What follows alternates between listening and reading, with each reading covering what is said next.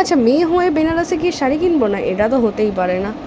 So sari শপিংয়ের জন্য আমার কাছে রয়েছে কিছু টিপস। কলকাতায় ফেরার লাস্ট দিন যেদিন আমাদের ছিল, বেনারসে আমাদের 4th ডে ছিল, সেই দিনকে আমরা ডিসাইড করেছিলাম শাড়ি কিনবো, বিকজ এটা আমার প্ল্যান ছিল। তার কারণ লাস্ট ডেতে যদি আমি শাড়ি কিনতে যাই তাহলে আমার বেশি তাড়া থাকবে, আমি বেশি টাকা খরচা করবো না, বেশি টাইম ওয়েস্ট করবো না।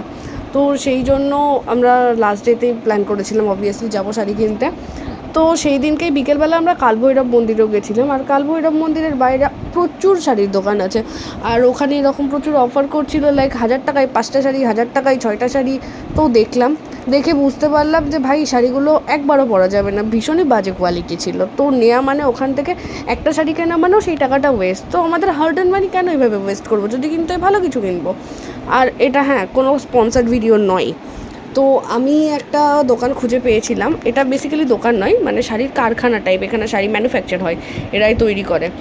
তো এখানে ভ্যারাইটি অফ শাড়ি রয়েছে, লাইক বেনারসি সিল্ক থেকে শুরু করে অরিজিনাল বেনারসি, কাতান, তারপরে টিস্যু সিল্ক, তারপরে বিভিন্ন ধরনের আলাদা আলাদা শাড়ি রয়েছে, কাঞ্জিভারম টাইপের রয়েছে, আরও মাল্টিপল ভ্যারাইটি অপশন রয়েছে শাড়ির।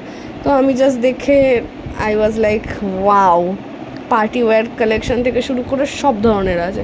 তো অনেক কিছু দেখার পরে তাড়াহুড়ো করে যে কটা পেরেছিলাম, পছন্দ হয়েছিল তাড়াতাড়িতে দেখে নিয়েছিলাম। বাট হ্যাঁ, বার্গেনিং কিন্তু অবশ্যই করতে হবে। এখানে আমি 3000 টাকার শাড়িও বার্গেন করে 500 টাকায় পেয়েছি। এক্স্যাক্টলি ইয়েস, 3000 টাকার শাড়ি 500 টাকায়।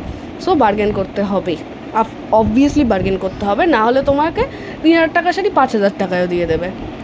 আর দোকানের অ্যাড্রেস, ফোন নাম্বার, আমি লাস্টে বিলটা আমি অ্যাটাচ করে দিলাম, ওখান থেকে দোকানের অ্যাড্রেস আর ফোন নাম্বার পেয়ে যাবে। So if you guys are planning to shopping from Banaras, then go for it.